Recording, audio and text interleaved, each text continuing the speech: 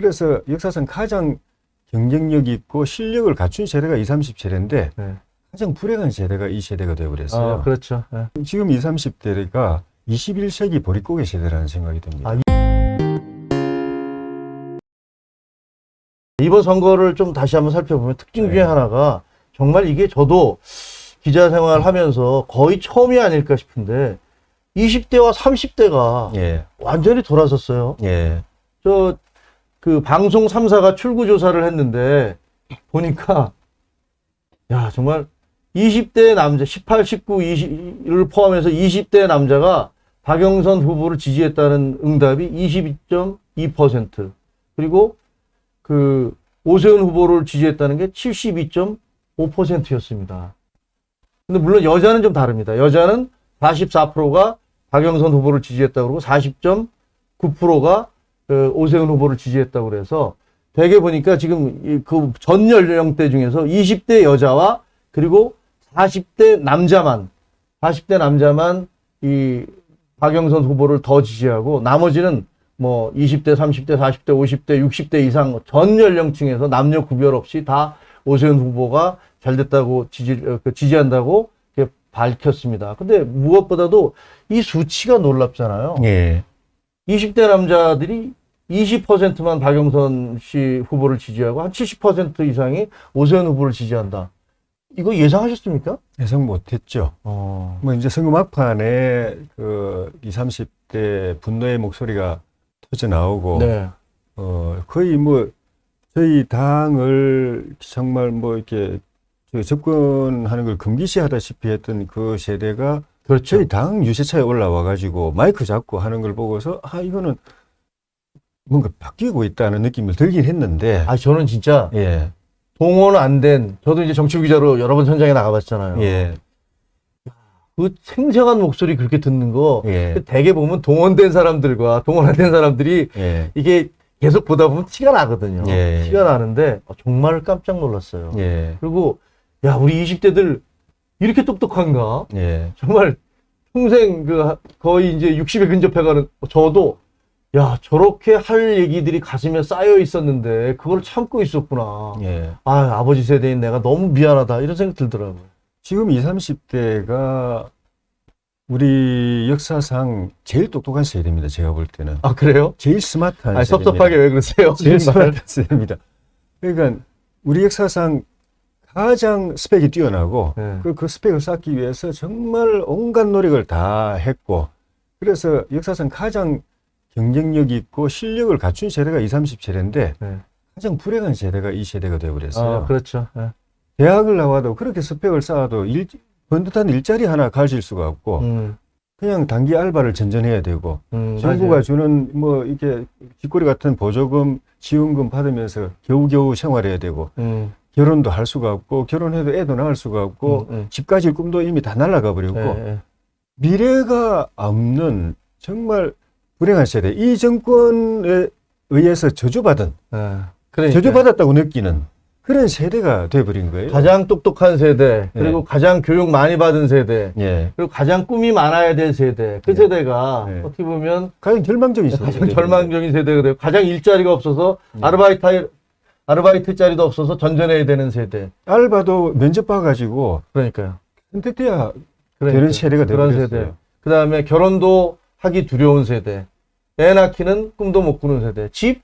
그거는 586 세대 다 가져가고 나는 이제 아무리 여기서 월급 받아서 한 100년쯤 저금해서 이제 앞으로 이제 수명이 늘어날 테니까 한 100년쯤 일해서 집 한 채 장만할까 하는 그런 세대. 그렇게 된 세대. 그런 세대들의 분노. 그래서 이해가 저는 되네요. 그런 지금 20, 30대가 21세기 보릿고개 세대라는 생각이 듭니다. 21세기 보릿고개 시대. 우리 아버지, 어머니의 세대에 보릿고개에 벌이도 없어가지고 끼니를 제대로 잊지 못해서 정말 많은 아이들을 그냥 보냈던 그 불행했던 비극적인 그 시대가 가장 빛나야 될 가장 뻗어가야 될 이 21세기의 20, 30대가 그 세대가 돼버린 것 같아요. 그게 사실은 그게 이번에 맞아요. 참을 수 없는 분노로 우리가 상상할 수 없는 분노로 표출된 것이 맞아요. 그들의 현실, 그들의 미래와 실제 문재인 정권이 주는 현실이 너무나 이 극과 극의 차이가 나버렸기 때문에 그리고 그 과정에서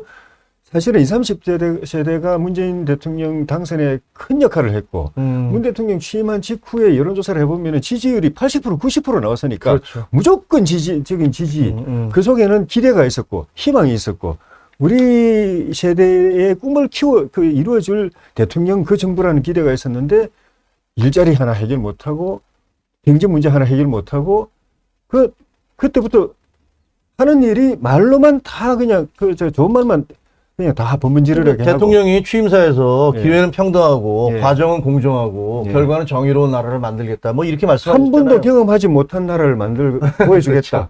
그 이상 국가를 보여주겠다고 약속한 거예요. 근데- 그러니까 20, 30대들 기대가 얼마나 컸겠습니까? 맞아요. 근데 젊은 친구들 얘기 들어보니까 인국공 사태 있잖아요. 예. 인천국제공항 사태. 그러니까 요즘 20대들은 그거더라고요. 굉장히 쿨하시더라고요. 예. 그래서 얘기하면 야, 세상이 전부 다 평등하다는 얘기 난 믿지 않아. 예. 그럼 어떻게 평등하니? 사람이라는 게 다 태어날 때 더 서로 다르게 태어나고 내가 황인종으로 태어나거나 누구는 백인종으로 태어나거나 흑인으로 태어나기도 하고 뭐 어떤 특정 시대에 태어나기도 하고 뭐 건강하게 태어나기도 하고 뭐 그런 게 다르게 그런 차이와 차별을 구별 못하는 게 아니라 차별이 없어야 된다고 얘기하지만 차이는 필요한 거다. 예. 근데 기회는 공정하게 줘야 되고 그리고 예. 그 자기가 노력해서 얻은 것을 인정해 줘야 되는 거 아니냐. 예. 근데 무슨 인국공 사태 보니까 열심히 공부한 사람이나 아니면 그냥 거기서 뭐 그런 분들을 편협하자는 건 아니지만 어쨌든 다른 사람들은 시험 치거나 공부하는데 그냥 갑자기 대통령 한번 왔다 갔더니 그분들을 다 바꿔준다? 그걸 바꿔준다? 예. 그리고 뭐 조국 씨의 딸 그 조민 씨 같은 경우도 누가 봐도 그걸 지켜보면 야, 나는 부모가 그 무슨 스펙 나 그렇게 꾸며주지 못하고 표창장 만들어주지 못하고 그리고 미국에서 시험 보면 이게 오픈북이라고 그래서 국제전화에서 그 답안 알려주지 못해서 나는 이렇게 사는데 근데 그런 얘기를 하면서 본인들은 뭐 가분개. 가제 부모 부모. 개구리로 사는 것도 행복한 세상이 참을 수가 없는 거죠. 자기 자식들은 욕 만들려고 그렇죠. 불법 편법을 다 동원하고 온갖 불법 편법을 하면서 예. 586이에요, 그게. 정권이 들어서면서 그 비정규직 정규직화를 뭐 공약의 이행이라고 그러면서 막 밀어붙일 때 제가 그때 그 여러 자리에서 그런 이야기를 했습니다. 이거 이상은 좋지만은 결과는 젊은 우리 청년들에게 일자리 빼앗아가는 거고 미래를 빼앗아가는 거다. 정규직 되는 건 비정규직 입장에서는 좋지만은 그만큼 취업 준비 세대들한테서 일자리를 이제 빼앗아가는 거다. 들어갈 수 있는 기회의 문을 막는 거다. 그거 생각해야 된다. 무조건 할 일이 아니다. 그 세대에게 열려 있는 문대로 그대로 지켜주고 그 틀 안에서 비정규직 가운데 자격이 되는 사람들 정규직으로 전환해야지 기계적으로 무조건적으로 그렇게 하는 거는 큰 문제가 그렇죠. 생긴다고 했는데 그게 시작이 인국공 사태잖아요. 그러니까요. 인국공 사태. 예. 우리 사회에서 상대적으로 어렵게 살아가는 중산층과 서민들을 위하는 네. 도와주는 잘 사는 사람들은 잘 살게 놔두고 간섭하지 말고 건드리지 말고 그냥 놔두고 스스로 잘 하니까 놔두고 스스로 잘 하기 힘든 중산층과 서민 다수의 대중들을 위하는 정당이 돼야 되고 그러려면 그분들이 어떤 어려움을 겪는지 어떤 삶의 고민과 좌절을 겪는지를 아는 사람, 이해할 수 있는 사람, 그에 대한 감수성이 있는 사람들이 우리 당의 정치인들이 돼야 된다고 봅니다.